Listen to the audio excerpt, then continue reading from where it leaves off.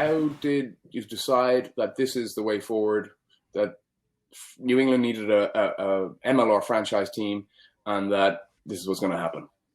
Yeah, so I think there's probably a couple of paths there that were able to collide. I was on the other side of the equation for a long time with USA Rugby, with the national teams, and then working with pathway programs. So effectively being the sanctioning body and working with outfits that wanted to professionalize, whether that was through non-professional Olympic Development Academy programs that we were creating and systems around that, to actually PRO rugby that came in and other groups that were trying to create professionalized rugby in the United States. So I was seeing all the different models that were coming in and leaving, and the way that MLR came about in terms of the basic structure of Major League Rugby.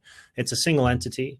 It's built on best cases that they originally learned from soccer, MLS, and being able to, for any professional league as it grows, being able to manage costs relative to revenue, in particular, without massive media dollars that, kind of go into the big four sports in the United States.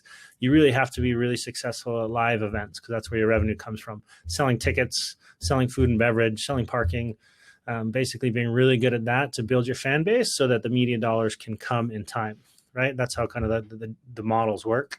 What MLR, when I was looking at it, what they had done a great job of, that initial group, is setting up a structure that was built for long-term growth. It did not need to be spending the kind of dollars to try to be the best competition in the world of rugby, or to try to be in the top four in the United States in sports anytime soon. It wasn't going to spend those kind of dollars, which kills professional competitions.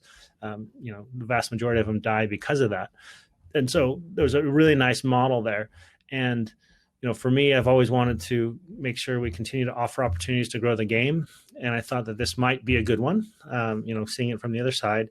And then the other path that was happening in my life is I had kind of done the national team thing. I'd had those opportunities. I was part of a group that put in systems that, still exist today that provide some success. There still needs work, a lot of work there. There needs to be some commercial opportunities there to make those national teams as successful as they can be. But then, so kind of, I'd been there, done that. Okay, what's my next move? I really want to be home. I have young children, and we want to make our life in New England. As you guys know, Brooke's a doctor and is chasing that down. And I wanted to make sure I was as supportive as possible to her career. And so, what could I do locally to burn it hot, effectively?